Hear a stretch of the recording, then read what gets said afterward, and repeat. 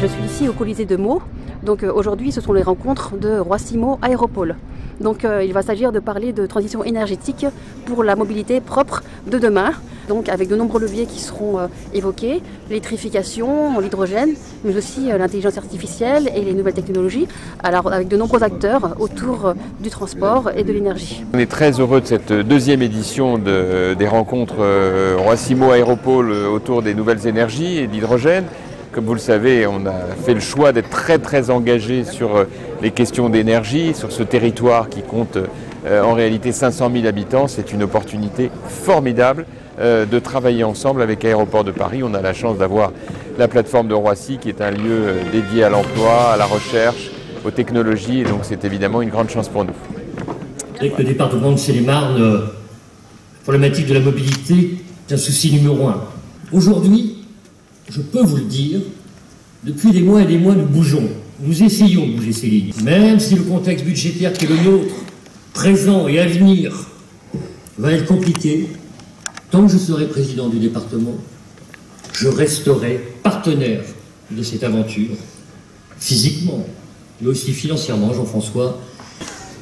Si nous laissons passer cette échéance, si nous laissons passer le train, d'autres s'en saisiront. La concurrence est rude, ce sont des milieux industriels complexes, il y a de grandes difficultés, c'est pas moi qui vais vous parler d'hydrogène, je ne suis pas un spécialiste, simplement on sent bien que là, ça vibre, ça bouge, et que beaucoup de gens s'y intéressent, et on ne s'y intéresse pas par hasard. C'est qu'il y a des perspectives, c'est qu'il y a des moyens de développement, etc. Il en va de même pour l'intelligence artificielle. Nous ne pouvons pas laisser passer ces deux sujets. La recherche, le développement, c'est l'avenir qui est devant nous. Et cet avenir-là, il faut que nous le saisissions tous ensemble. C'est vrai que l'hydrogène, c'est sûrement la solution de demain. Pour autant, notre job d'élu local, c'est aussi d'aller chercher parmi nos habitants les pépites qui, demain, vont pouvoir accéder aux métiers qui permettront justement d'utiliser cette nouvelle énergie. Pour ça, il faut qu'on travaille avec bien sûr les industriels pour qu'ils nous donnent les profils recherchés pour demain. On y travaille avec Paris CDG Alliance et l'idée c'est bien sûr d'aller créer les filières pour demain avoir des chercheurs, des mécaniciens. Une table ronde passionnante avec naturellement Anne Rigail, la directrice générale que je salue d'Air France, et aussi, je ne l'ai pas encore vu, Catherine Magarcy, je vois ici Catherine MacGregor, directrice générale d'Engie, et puis Édouard Philippe, monsieur le Premier ministre. C'est un grand plaisir de t'accueillir. Tout ça dans l'ordre. À vous. Merci beaucoup. Merci beaucoup. Je vais peut-être parler un petit peu des transports en général. Donc les transports, je crois que Laurent l'a dit, c'est à peu près 20% des émissions de gaz à effet de serre dans le monde. Donc évidemment, il faut décarboner cette activité de manière très volontariste.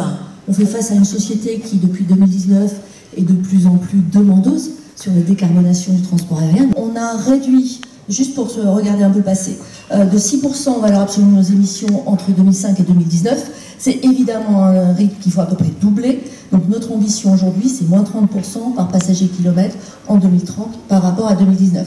Alors pour ça, il faut accélérer tous les leviers qui sont à disposition, puisqu'évidemment, ils ne sont pas très nombreux pour le transport aérien. Le premier, on le connaît, c'est le renouvellement de la flotte. Depuis 3-4 ans, on fait rentrer à un rythme inédit des avions de nouvelle génération pour remplacer nos avions vieillissants. Parce que chaque avion nouveau, c'est 20-25% d'émissions de CO2 en moins. Donc 8 Airbus 350 par an, une quinzaine d'Airbus 220 en moyen courrier par an également. C'est un effort financier qui est colossal, c'est 1 milliard d'euros d'investissement par an qu'il faut être capable de mettre dans ce premier levier. L'hydrogène dans l'aviation, ça peut être deux choses. Ça peut être l'utilisation d'hydrogène liquide dans un avion, mais malheureusement l'avion, il ne va pas se servir à grand chose pour Air France qui émet 80% de ses émissions sur du long courrier, puisque ce ne seront que les avions qui font de courtes distances. Donc évidemment, quand ils existeront, on les achètera avec bonheur. Je voudrais indiquer que quand vous êtes le maire d'une ville portuaire et quand vous vous intéressez beaucoup, comme c'est mon cas pour des raisons évidentes, au développement de l'activité maritime et portuaire, vous êtes extrêmement attentif à ce qui se passe dans les aéroports. Parce que si vous voulez penser intelligemment les éléments de puissance du pays, vous avez intérêt à appuyer votre plateforme portuaire sur un aéroport qui fonctionne très bien. Et l'inverse est vrai. L'aéroport, ça transporte beaucoup de gens et un peu des choses. Le port, ça transporte beaucoup de choses et un peu des gens. Et donc nous, notre objectif, exactement comme vous dans votre secteur, c'est d'assurer la transition, c'est d'assurer la transition du territoire. Si le territoire industriel du Havre reste sur la pétrochimie, il va se prendre une deuxième vague de désindustrialisation comme il a mangé dans les années 70 et 80, et ce sera terrible. Et donc il faut imaginer cette transition d'ores et déjà. Et les projets qui sont évoqués de production d'hydrogène, ou plus intelligents encore, me semble-t-il, d'utilisation d'hydrogène produit pour créer des e-combustibles, ou des e-carburants, il faut dire, e-carburants. C'est évidemment extraordinaire parce qu'à la fois c'est des investissements majeurs, mais c'est le passage à une étape supérieure. La souveraineté, c'est la capacité qu'on a à être absolument certain que les dépendances que nous subissons vont être maîtrisées. Donc on ne peut pas se mettre totalement dans la main de l'autre.